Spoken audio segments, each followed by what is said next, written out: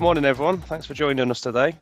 Wherever you're joining from across Europe, we've got some people from different regions, so welcome. My name's Adam Self. I'm the Supply Marketing Manager at Distrelec. I've been with the company for 3 years. Today's webinar is going to be delivered by Lee Morgan from Tektronix. Lee's got more than 20 years experience in the test and measurement sector, so he's a real expert in his field. If you have any questions, please submit these using the question and answer function at the bottom, and we'll answer as many as we can at the end. Before I hand over to Lee, just want to remind everyone that we're recording the webinar so we can use it again for future marketing purposes. Over to you, Lee. Great stuff. Thank you very much for the introduction, Adam, and welcome, and thank you very much to everybody for joining.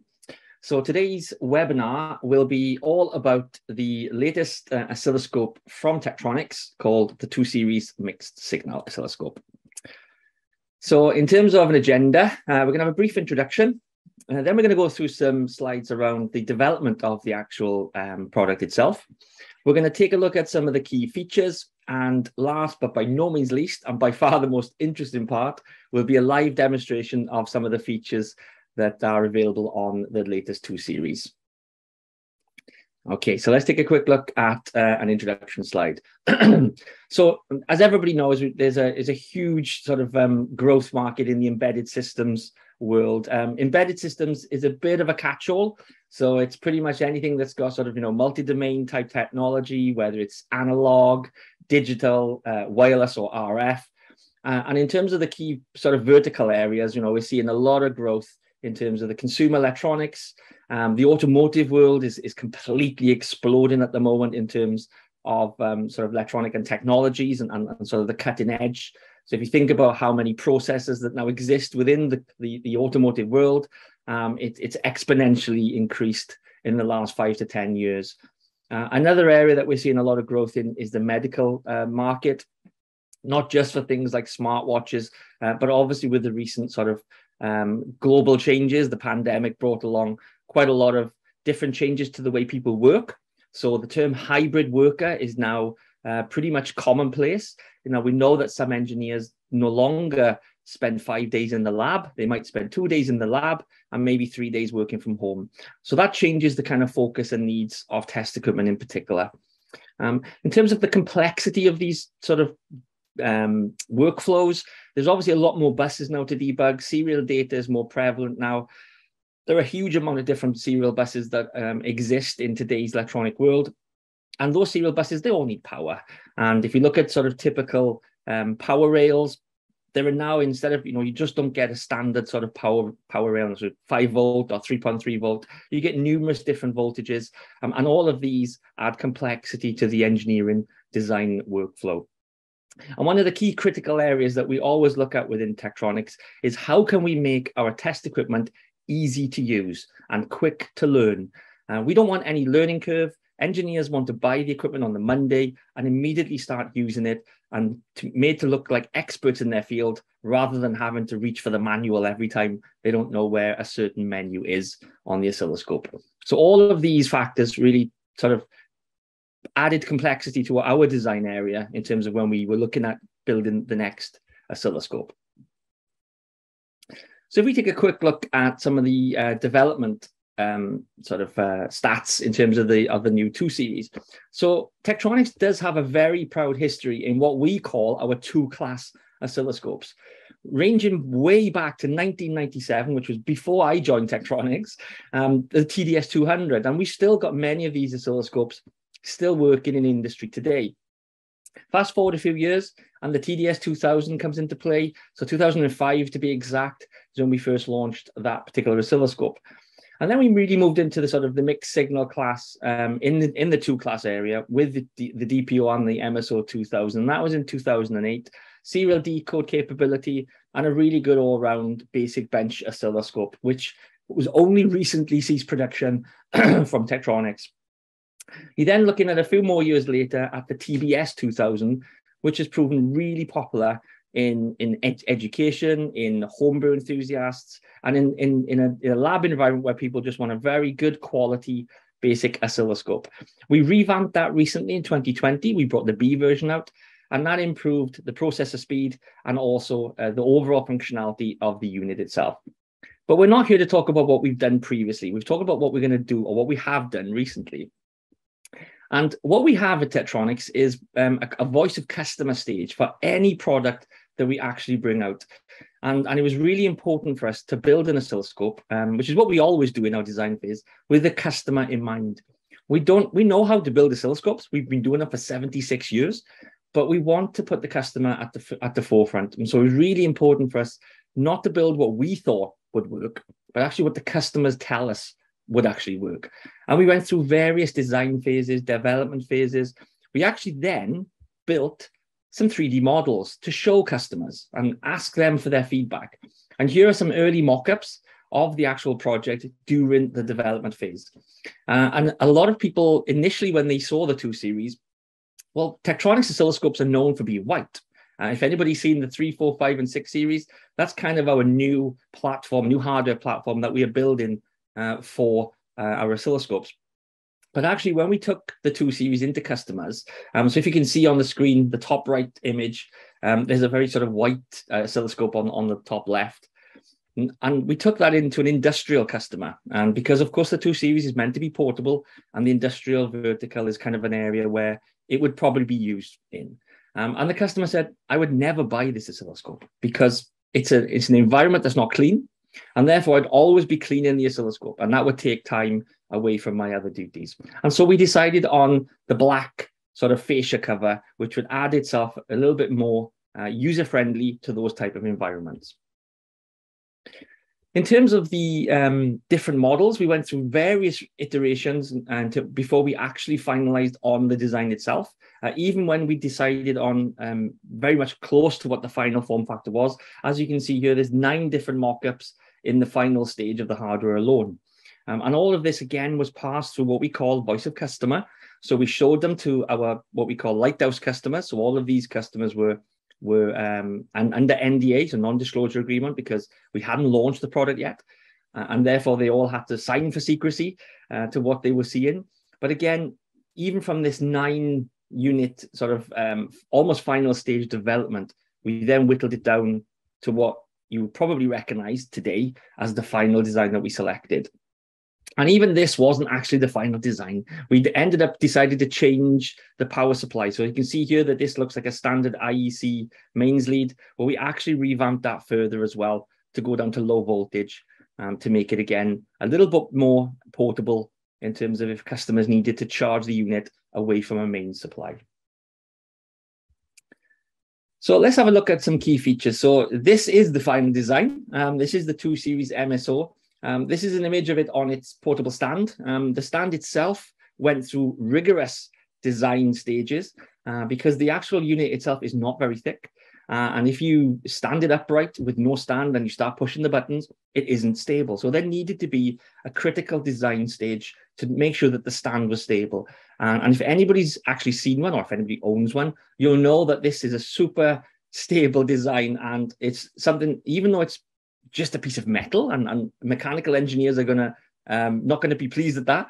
It's a piece of metal that actually is designed with stability in mind, and it's a fantastic addition to the 2 series. But we're going to take a look at some of the technical aspects now. So the actual 2 series comes in 2 different channel flavors. So the 2-channel or the 4-channel, and those are designated by MSO 22 or MSO 24. We actually have 5 bandwidths that can be enabled as well. And the good thing about the bandwidths are that these can be field upgradable. I've got a slide later on to show exactly what you can upgrade. The only thing you cannot upgrade on the 2 series is the channels. So if you feel that you need 4 channels, then make sure to select the 4-channel version. Even if you may not need the 500 meg bandwidth today, and you only need 100 meg, for example, you can upgrade from 100 to 200 to 350 to 500 purely via a license file. It's very simple and it's instantaneous. Every single 2 series leaves the factory calibrated at 500 meg. Even if you buy a 70 meg, we just put the license file for the 70 meg in the actual oscilloscope. So if you do need that faster speed later on, you can upgrade very simple and effectively. In terms of the sample rate, so it's 1.25 gigasamples per second across all channels, or 2.5 gigasamples when you enable both channels of each chipset. So, for example, the 2-channel, if you enable 2 channels, you'll get 1.25. If you enable 1, you'll get 2.5. Same with the 4 channels. So if you enable just 2 channels, you'll get 2.5 gigasamples per second across the half network. The record length is more than enough for long capture, so you get 10 million points, and that's across all channels. So even if you switch on all 4 channels, you'll get 10 million points per channel. A huge range of triggers. So the standard ones of edge and pulse width. We also have a trigger called runt, which allows you to look for any errant signals. You can see that screenshot here. And of course, we can capture serial decode, so the protocol analysis aspects are covered as well. And we can also trigger off one of these buses. And I'll show you later in the live demo how easy that actually is. We've recently launched the mixed signal capability. So now you have 16 digital channels. It's actually on the side. I'll show you in a little while. And that's an optional extra. But if you did need to free up the analog channels while looking at digital signals, then that's possible with the mixed signal capability. We also have a built-in arbitrary function generator. That's on the front. That's capable of 50 megahertz sine wave or 25 megahertz square wave. And it has full arbitrary capability. So you can generate your own custom waveforms. You can capture waveforms on the oscilloscope and play them back using the AFG. Very useful for simulating things like noise, or if you just want to sort of generate pulses or signals into your design under test. Another new feature that we've just brought out is the digital pattern generator. Now that's a 4-bit DPG that can actually generate serial standards. Again, fully customizable. You can write it out in CSV. Again, I'll show you later on how that works. And you can play that back into your device under test. You know, think about if you're a hardware engineer, the firmware guys are not quite ready. They haven't built that firmware to run the actual, whatever driver that you're working on, any integration work. But you can then generate like an SPI or an I2C signal into that device using the oscilloscope itself. So you don't have to wait for the firmware engineers to catch up with the hardware engineers for you to complete your part of the project. One really cool feature that we've launched recently as well is the battery option. And apologies, there's a typo here. That should be a Y. It does have, and I have the actual unit you can see on the camera has got a battery inside it, and I'll show you that in a little while. We do have the capability to hot swap. You can run the unit for about 8 hours with 2 batteries, or because of the hot swappable, you can actually run it constantly. Have one charging while the other battery is using, the unit is using the other battery. I've already kind of mentioned the protocol decode, but all of the common buses are covered. I2C, SPI, UART. The automotive world is covered as well with CAN. We do have CAN FD capability, and LIN and CENT as well are covered. One future feature will be the digital voltmeter and the frequency counter. That will be coming in a future software update. In terms of the input-output, we have Ethernet capability. My unit is connected via Ethernet, and I'll show you the reason why in a little bit. It's very good in terms of connectivity. You can plug a USB mouse in, a USB keyboard.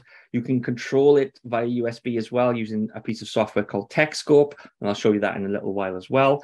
And one of my favorite features of the 2 series, and I'll just, I don't know if you can see my camera, hopefully you can. So that's the actual thickness of it with the battery pack bolted on the back, and it's actually connected to a VESA arm. So it doesn't take up it takes up very little space on my bench. And because I don't use it all the time, it's very useful. I can just switch it on, swing the arm around, and I've got a fully featured oscilloscope on my bench. And that accepts any standard VESA mount, 100 mil by 100 mil. Now, the actual price range starts at 1,600 euros approximately. That's for the 2-channel 70 meg, and then it goes up to just under 10,000 euros without any options. Now, if you do need any further information on these 2 as I'm going through the presentation, please head over to distrelec.com. In the search box, you can simply put MSO22 or MSO24 in the search box, and you'll see all price details and further specifications as well, should you need it. Okay, so just a little bit more about the design. It is very thin, it is very compact, and it is very light. So the actual unit itself, the actual width is less than 350 millimeters. The depth is just over 40 millimeters, so it's extremely compact. It fits in a laptop bag. Even with 2 batteries in, it's under 4 kilos in weight. So it doesn't really take up a lot of weight in your bag either. Typically speaking, we were expecting many customers not to need the battery pack. So that's why we made it optional. And then, of course, if you do need that, then just place the order for the battery pack and it just simply bolts on the back. It's very, very simple to install. It's got a lovely 10.1-inch high-resolution capacitive touchscreen. For those who don't like touchscreens, you can still use the knobs and buttons, or you can put a mouse in, or even remote control via the LAN, which I'll show you in a little while. All of the connectors, and I'll quickly go onto this slide, all of the connectors that you might need are either on the front or on the sides. So there's no need now to go delving around the back of the oscilloscope to find, say, the AFG or a LAN connector. And there's another reason for that, again, is to make it user-friendly in terms of the VESA arm. So you don't actually have to pick and choose. You either have the VESA arm or you connect stuff. Nope, you can do the VESA arm and you can also get access to all of the connections. And if you look on the front here, so we also have an auxiliary in. We have a multiplexed aux out, which doubles up as the AFG. So if you do need to sort of have the 2 series to trigger an external device, you can do using the AFG output. We have the all-important ground lug. This is essential if you're running on battery. You do not want to be the earth if you come under any sort of high voltage type signals. And of course, if you haven't got the power connector plugged in, if you're running on battery, you're not connected to earth. So it's really essential to when you actually are running on battery to connect the unit up to the earth. When I actually unplug my oscilloscope from the mains, you'll see a nice message come up reminding you to connect the earth. So essential to be safety first. The front panel is very simplified. It's a haptic feedback front panel, tested rigorously to cope with numerous millions of presses. And it's a very nice and easy user interface, which you'll see for yourself in a little while. So I mentioned remote control. And actually, it has a built-in VNC server. Now, so VNC, you can get free apps. I particularly use Tight VNC. You can use them on your tablet, on your phone, on your laptop, on your PC. And VNC is an industry standard. It is password controlled as well to add that little bit of security. And it's as simple as typing in the IP address into the VNC client. And you'll see in a little while how smooth and fluid it actually is. But it gives that the user the complete control over the instrument remotely. It can be used anywhere in the world. So as long as you've got access in terms of the LAN and the firewall settings, here it's simple. It's just connected to my home Wi-Fi, but I can actually control it remotely from wherever I am. Another piece of software, and that actually comes free with the 2 series, you get a free 6 months trial, is what's called Tekscope. Now, Tekscope's a little bit more than remote control. It actually allows you to do all sorts of offline analysis. You can even do jitter measurements on the 2 series. So I successfully carried out a jitter measurement on a USB high-speed device a few months back using Tekscope and the 2 series MSO. And say, for example, you wanted to decode a serial decode that wasn't on board the 2 series. So pick USB, for example. You can do that via Tekscope. So you hook up the 2 series to Tekscope, you connect, you can control it, and you can also do post-processing and all sorts of further testing and advanced protocol analysis if you have the Tekscope connected up to the 2 series. As long as the 2 series has the analog bandwidth to cope with the signal, you can decode it using Tekscope. Another piece of software that comes free with the 2 series is called TekDrive. Now, if you think about OneDrive and how we work today and collaborative working, think TekDrive. Basically, TekDrive is OneDrive for an oscilloscope. So I'm going to show you later, if I save a trace on the 2 series here, it immediately gets saved up to OneDrive, and any one of my colleagues who has access to my TekDrive can actually then take the data. They can look at it on their PC, no need for an oscilloscope, or they can put that into their own TekDrive on another oscilloscope and redo that test, or even just display it or do post-processing on it using Tekscope. So TekDrive is a really powerful tool for collaborative working. If you work in a company that maybe your colleagues are based in different sites, then TekDrive solves an awful lot of problems for you. And we're seeing that more and more customers take advantage of TekDrive. You can sign up for a free version. You get 600 megabits of online storage, more than enough for lots of traces, lots of data, lots of screenshots. And the beauty of TekDrive is that you can access your data anywhere in the world via a browser. And you can even post-process the data as well if you have Tekscope. So I mentioned the battery pack and portability. So here's a couple of screenshots, and I mentioned the earth lead. It's really important. Safety is paramount. Just to remember, if you do make use of the battery, you're not connected to earth. So it's essential that you do connect that. And this comes with every single battery pack. So you don't have to sort of source that yourself separately. In terms of the charger, so you can hot swap. The batteries do charge in the unit as well, and you get messages in terms of how long you've got left to run or how long you've got left to charge. Upgradeability is critical. So we know that especially in the days of longer lead times, and everybody's suffering with it. It's a common issue. Some customers, they may no longer want to wait, for the sort of 10, 12-week type lead time. They need that faster oscilloscope now. And many are taking advantage of making use of their existing oscilloscopes. And so it was really vital for us to continue our ability to upgrade in the field. Many of our oscilloscopes, you can upgrade in the field. You don't have to return to base. They come calibrated even up to the maximum bandwidth. So again, if you purchase the 70 megahertz version today, and next week you may think, well, I'm looking at faster signals.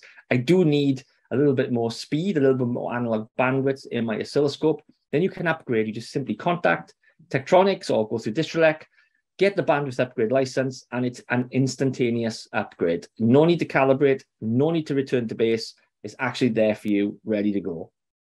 Very similar in terms of the protocol decode. You can enable any one of these in the field. Same for the AFG. The hardware is already there. You just need to enable it via a license file. And exactly the same for the digital pattern generator as well. The MSO is slightly different because it does need a physical probe. But again, if you do happen to have the P6316, sorry for the model number, if you do happen to have one of these, and this is a shared logic probe across another two of our product families.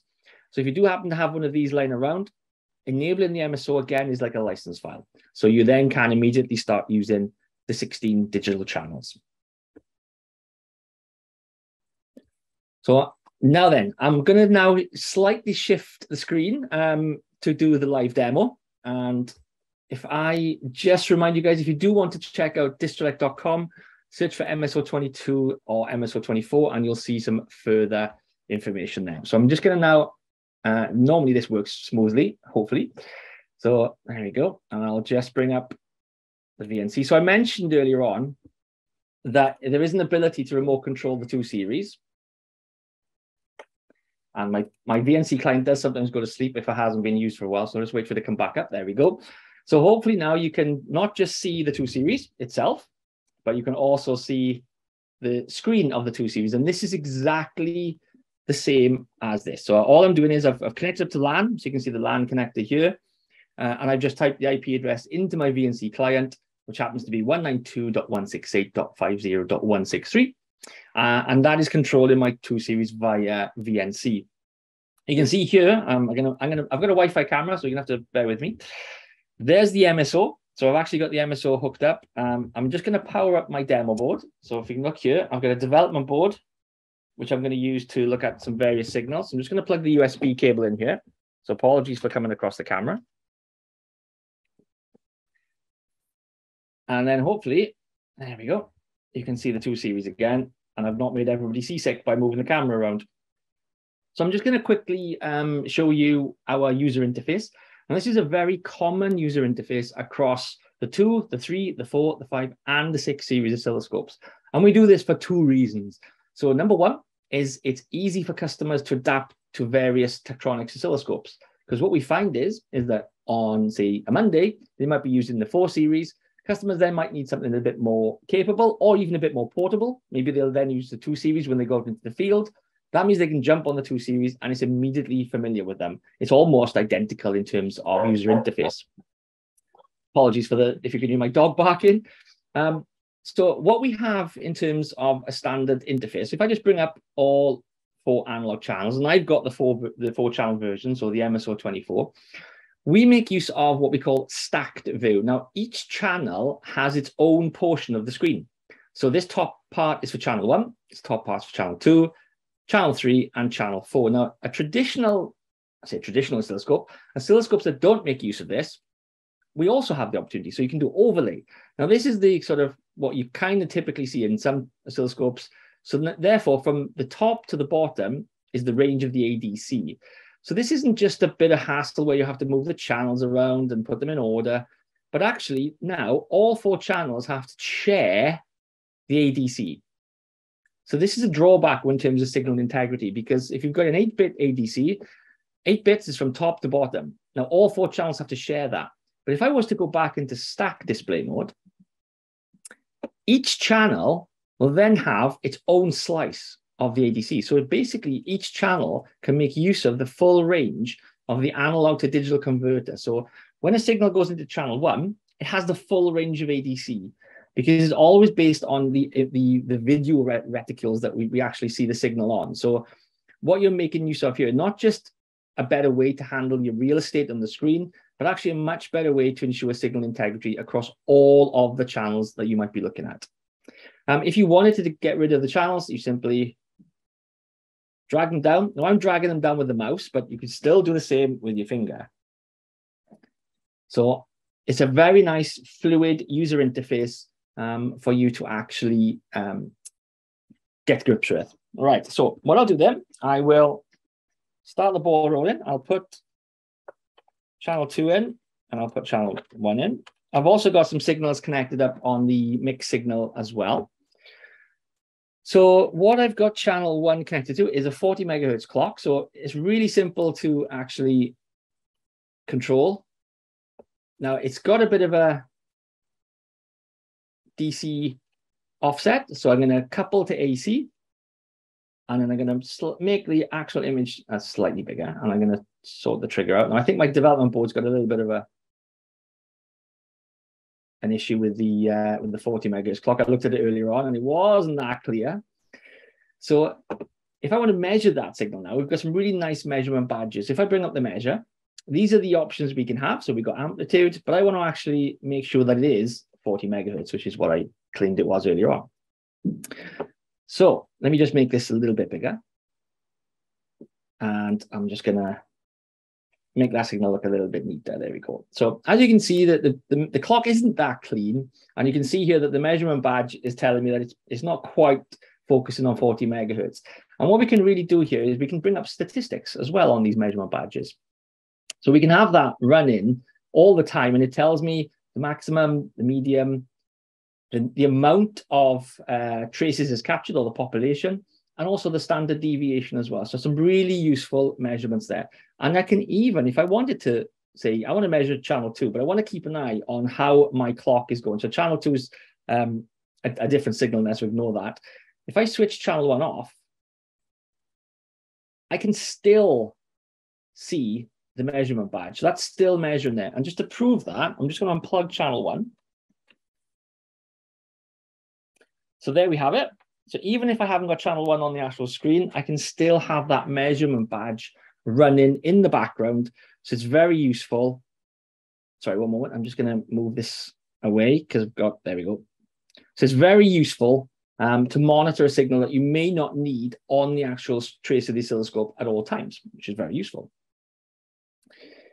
So that's kind of like looking at some basic measurements. We also have cursors. So I'm just going to switch off channel 2 and bring back channel 1. So as you can see, it's very fluid, very simple to actually control. So when you bring up the cursors button, we can then move the cursors very simply. You can either use the actual buttons, and if you press, you get coarse. Or stand, if you press it again, you get fine. So just for finite measurement. So just to set the cursors up roughly, that's about 40 megahertz. You can also, if you right click, you can change the cursors. You can have vertical bars, which is what we've got at the moment, V bars, H bars, or V and H bars. So if you wanted to, you then have total control over the cursors to measure all sorts of waveforms and signals that you might see fit. And you can simply turn them off just by tapping the cursor badge. Now, if you look in the top right, the battery, it says fully charged. Now, I mentioned earlier, if you pull the battery, the DC connector out, and it's got a nice little firm clip, You then get a message. So I've only got one battery in at the moment. And this basically confirms that, look, if you are running on battery power, please make sure to earth the oscilloscope, because we don't, we want our customers to be safe at all times. And you cannot actually get rid of this until you read and understood the safety warning. So just simply clicking on that. And as you can see now, I'm away from the mains. So I've got no DC supply coming in. It runs off 24 volts DC, by the way. It's a power pack adapter. So I know from automotive customers, they've simply developed like a buck converter, and you can run that off the vehicle itself. But on this particular occasion, it's running on the battery, and there's no degradation of performance or speed or anything. So, and this will give you about 4 hours per battery. So, and as you can see there, I think it's, what does it tell me? So yeah, so 4 hours, 5 minutes is what it's claiming that I can get at the moment, which is pretty good. So there's a typical measurement of a 40 megahertz waveform. Now, one of the areas that we see a lot of customers wanting to do is to delve into RF measurements. And for that, we've got a very nice, slick FFT capability. You can now have FFT on all 4 channels. What I've done is I've got channel 4 set up to look at a signal. So if I bring up channel 2, sorry. So I bring up channel 2 and I'll trigger off. So change my trigger. As you can see, it's very simple, very sort of, let me just reset this demo board. One moment. Very simple to adjust the settings and trigger the menus and everything. Nothing is hidden. It's not sort of, you don't have to sort of do multiple taps of the screen. I'm just bringing this up. Bring the trigger up. And I want to add another measurement. As you can see, it's still measuring my 40 megahertz clock. Because I've got channel 2 on the screen, the measurement tab selects channel 2 as the source automatically. So I want to look at what frequency this particular clock signal is. And I'll just get a little bit more of the signal just to see. So that's 156.2 kilohertz clock signal, relatively stable. And if I wanted to look at that in the RF domain, then I would go into the math menu. I would add new math.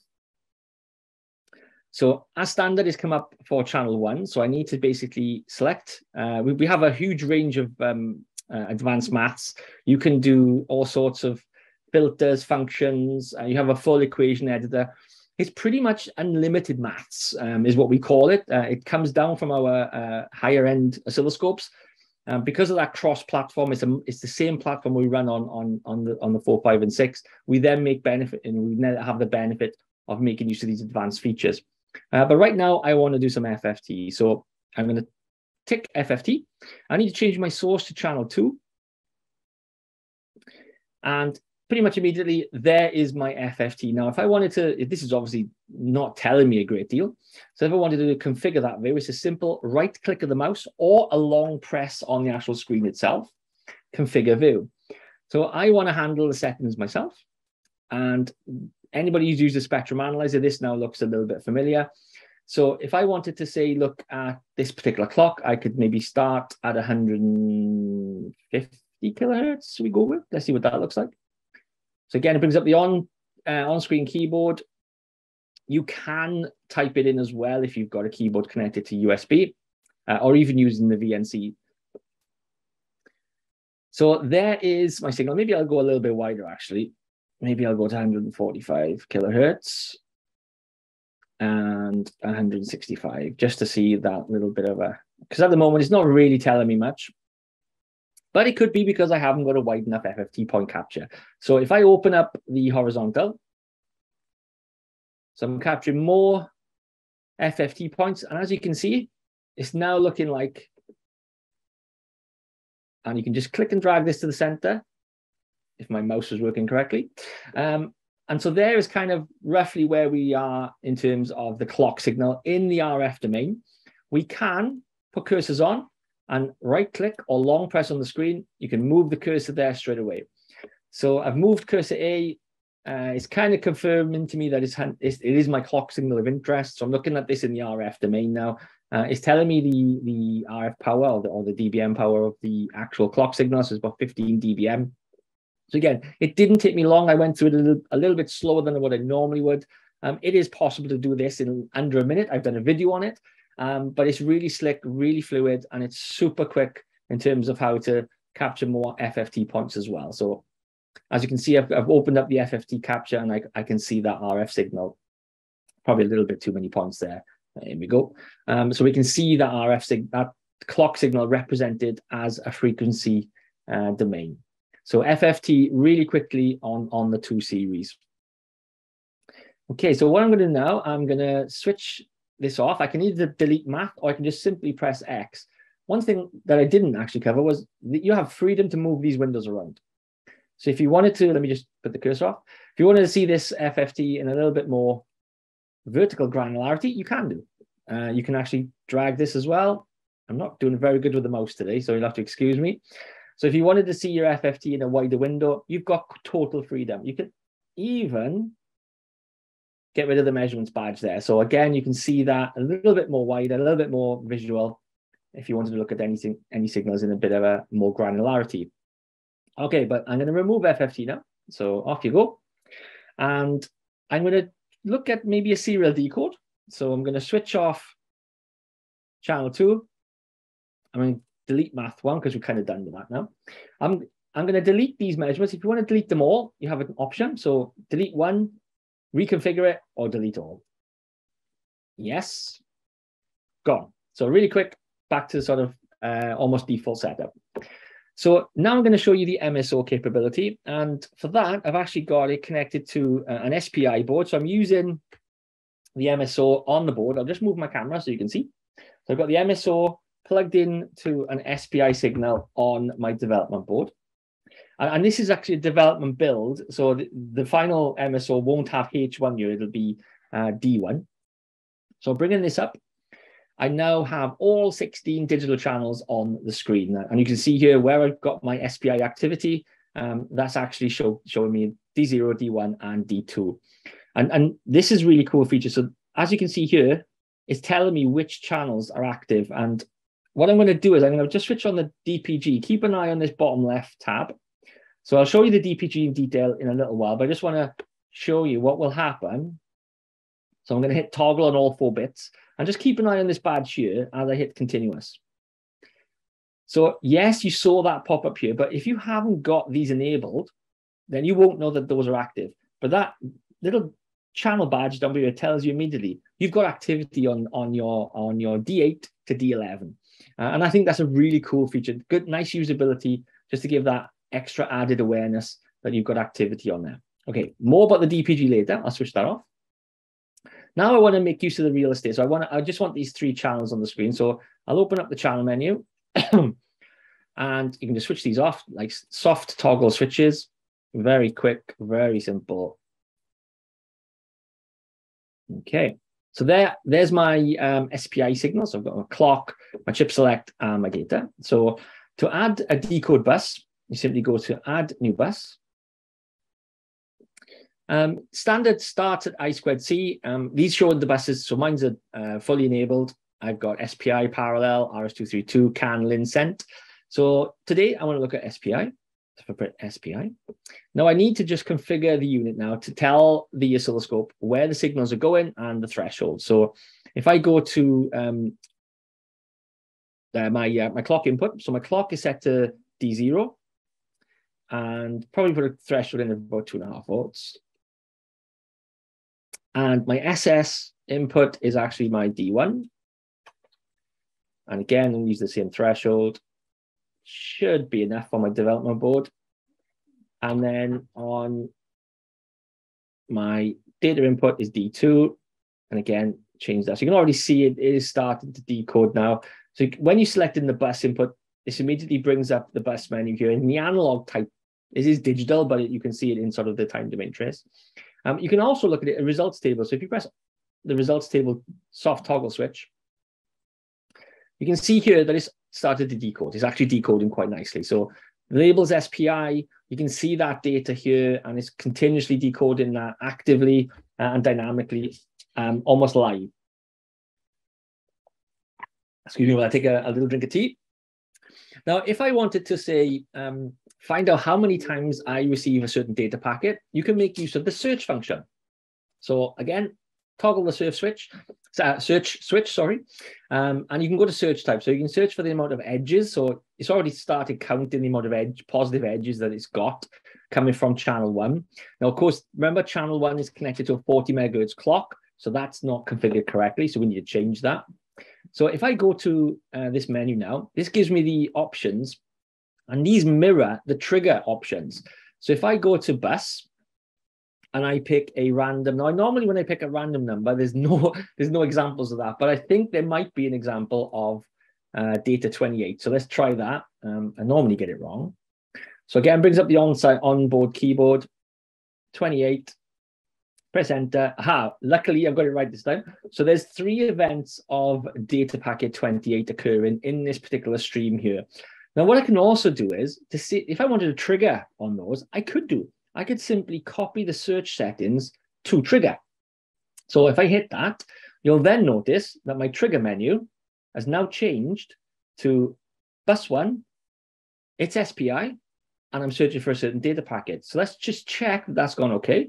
Perfect. So my trigger's bus, it's using source bus 1 SPI and triggering on data, and it's actually triggered on the 28. So that's absolutely a very quick and seamless way to change your trigger settings if you're looking for a certain packet or area of interest. Now, in terms of the search, if I was to just open up this capture and do a single shot,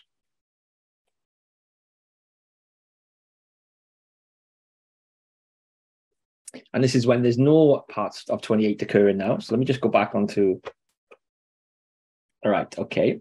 And if I just stop that there.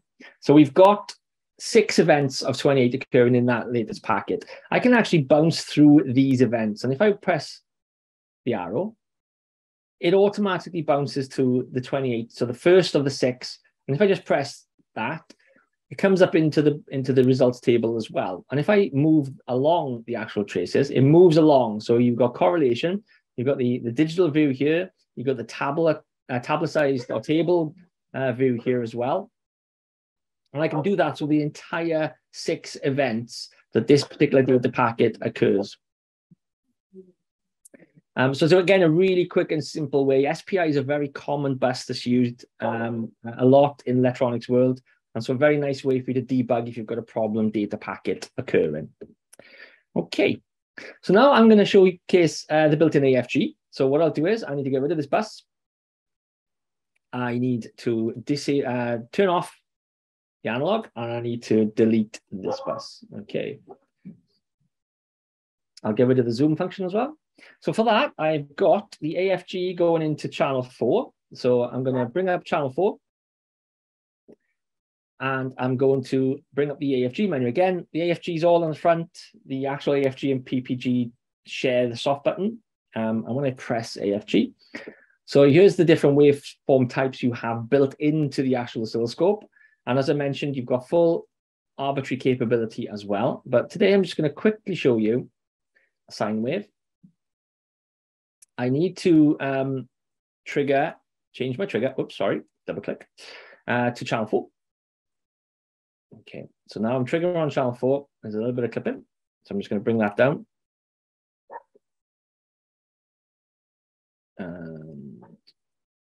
Apologies for my dog barking if you can hear them. Let me just change the edge. There we go. All right. Why aren't you working?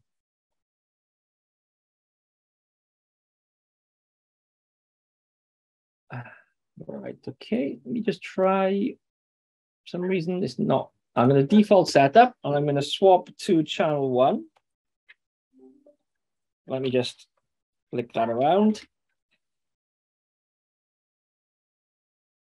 And there we go. Right, okay. Let's try that again. Switch this back onto sine wave. There we go. Probably easy to default setup as I went along.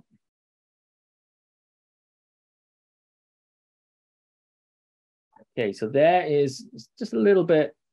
There we go. So there's my 100 kilohertz sine wave. I'm just going to Okay, so as you can see from the AFG, very nice and simple. And I wanted to highlight a really cool feature that we have the ability to add noise to the AFG. And I'm going to kind of double up and show you a multiple feature here. So one of the areas that is really cool about the 2 Series is the mask capability. Now, to do that, you go to More and you go to Mask. And what you can do, you can draw a mask on the screen and you can have certain conditions set that the mask, if anything goes inside this mask, then it causes a failure. So you can, if you double click this as well, we can actually do waveform tolerances. So say, for example, I've got this is my golden signal, this is my perfect signal, and I don't want, if I want to know if my signal gets interrupted, if there's noise, if it changes in any way, and I want to know if that happens, if that occurs. And you can do that really quickly and effectively using the mask test. So if I just double click the mask test measurement badge, I can enable it. Okay, so as you can see now, it's actually running through and it's passing. There's no failed, so we're all good. You can set the number of waveforms it actually captures. So you can see here that it's counting pretty quickly. And you can actually act on event as well. So if I wanted to save a waveform when it failed, I can do. And you can go to Save Configuration. Now, this is a really cool feature because I can actually save it to my tech drive. Remember earlier I mentioned tech drive? I've already pre-configured it. I've actually got my tech drive here. So what we'll do is I'll go back to the VNC. We'll have it to save the traces in a 2 Series folder, which I will go to here. On my tech drive. It's empty at the moment because we've got no setup yet. That's what I want to save it. So just press OK. And what I wanted to do, I wanted to save just a screen capture. Actually, we won't do waveform, just a screen capture when it fails. Okay. And I want to specify a maximum because this can really quickly rack up. I only want us to save 5 traces. Right. Okay. So that's all configured. So if I go back here now, we'll reset this to actually 1 million. So I won't run out of time as I'm explaining. So we've got a mask test on. This is the mask, that we want to keep our signal in. It's a nice, simple 100 kilohertz sine wave, but just for the purpose of the demonstration. And when this hits the mask, I want it to record and save a trace on in my OneDrive, because then my colleague who's working in a different country can see when it's actually failed. Or if you want to do remote login, so say, for example, you're working on a remote site, you leave the 2 Series login, you then go back to the office, maybe it's login for a day, a week, a month, however long, but you want to see if it actually fails. You can do that with the 2 Series. It's a really useful application feature. Right, so I mentioned that I was going to show you the AFG noise. So what I'm going to do now is I'm going to go back to here and I'm going to zoom in. I'm just going to show the top part of this waveform, okay? And I'm going to introduce some noise. So again, keep an eye on the actual waveform and the actual mask test. So if I add, say, 10% of noise, so the AFG can automatically build some noise in. See the signal change? So I've added a little bit of noise on there and, oh dear, we've got a failure. So somewhere along this mask, we have actually a failure. Let's check our OneDrive, our tech drive even, sorry. Okay, so as usual, it's not working. So let me just double check that I've actually set it up correctly. So mask test, act on event, save screen capture, maximum 5, 2 Series, save an event. Yeah, that should be working. Okay, let me just check my tech drive again. Let me just refresh. Okay, so I've somehow configured that wrong. Let me just double check that I've actually done that right. So 2 Series, yeah, that should be good to go. That should work. Why aren't we working? Okay, mass displays, that should be working. Let's try that again. I think I know why. So when I introduce the noise, I don't think it's going to produce a solid failure, right? So if I change this, because I think I had this issue yesterday. So if I then go back to my tech drive, no, it's still not uploaded. So it could be a network issue. So I'll have to double check that. But typically what we could do, I'll just change the failure settings just to prove that it actually does work. So if I go to act on event, I'll actually save it locally rather than to my tech drive, and we'll remove the network issue. So I'll go back to the C drive and we'll put it in here. Act an event, save an event. Yeah, that's okay. Action to take, discrete events, mass test failure, mass test hit. I think that's what I didn't tick. Didn't tick the mass test hit. Okay, so then we'll restart that. Do that again. And I'm just going to switch so that it goes into the mask. So there's a couple of failures there. I'll then go into my file utilities and just check the C drive. There we go. So I think it was the mask on a failure on event I didn't tick. So you can see here that we've got them actually loaded up there. So what I'll do is I'll just change my OneDrive now. If I just come off there. I'll change this mask test. I'll go to act on event, save configuration. I'll put this back to my tech drive.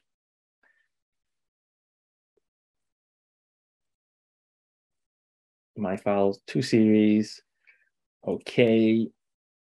All right, so that's action to take. Yep. I'll just reset this. Okay, so at the moment it's passing. If I was to then change the waveform for any reason, now it's failing. Put it back, go into my tech drive, and still my network is letting me down. So unfortunately, we've got some network issues there with my tech drive configuration. So apologies for that, but that's kind of what you would typically get. So if I was to bring up this particular waveform, so if I go to File Utilities, these saving events, I can actually move them as well. So I can actually copy them to my OneDrive, or tech drive, sorry. Keep saying OneDrive.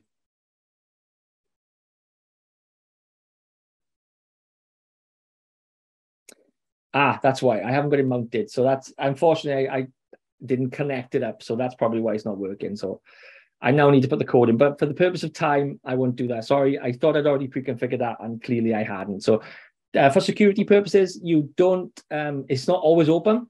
So mine is set to power cycle. So when I switch the oscilloscope off, it locks the tech drive for security purposes.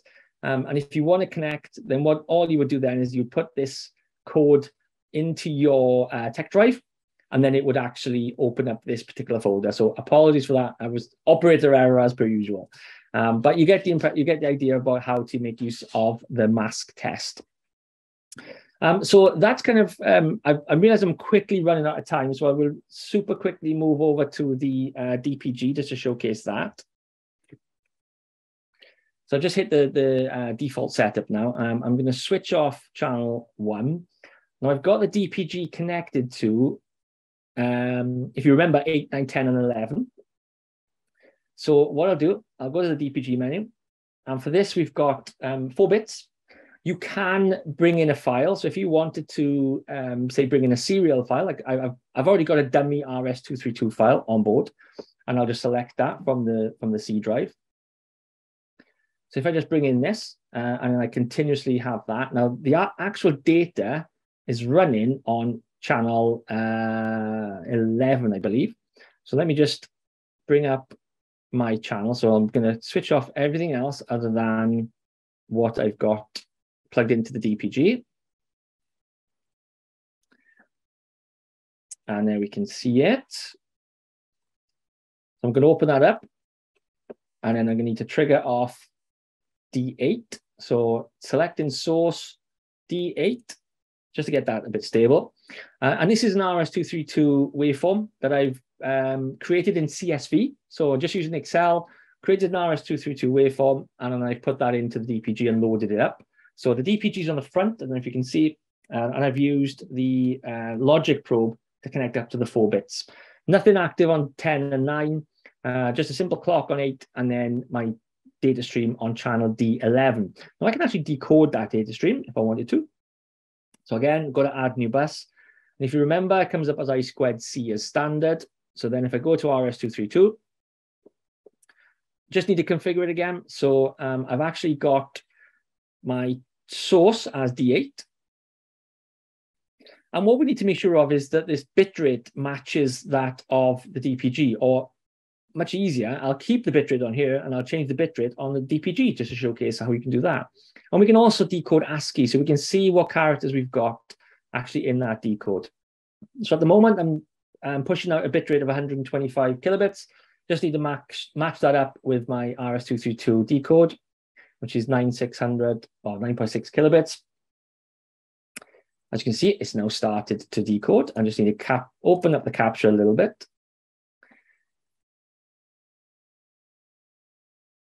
And I can see there that it's actually started to decode. And if I bring up the bus, so I can see that there it's just capturing some data on the RS-232 from the digital pattern generator using a standard sort of RS-232 waveform. So that's, I'm looking at the time, I think we've only got 4 minutes left. So I'm not sure if Adam can help me out, if there are any questions that have come through in the chat. I do hope you found it useful. I've pretty much covered the bare minimum of what we can in the short time frame. If you do need any more information, please reach out to the Distrelec team. They're more than happy to help you. We can obviously go through any more details if you want to on a one-to-one basis. Again, please contact Distrelec on that. And if you want further information, distrelec.com, just simply search for MSO22 or MSO24, and you'll see the relevant product pages that reference the two series. So Adam, I don't know, is there any questions that I need to go over? No, we've not had any questions, but thanks Lee for that demonstration. It's been really, really interesting. If anyone does have any questions before we close off, please pop them into the Q&A function at the bottom, and Lee will, I'm sure, answer them for you. So we'll give everyone a minute or two if they do want to answer any questions. But yeah, thanks for joining today. And we will be sending out a recording of the webinar in the coming days as well, so you can watch it back in your own time if you need to.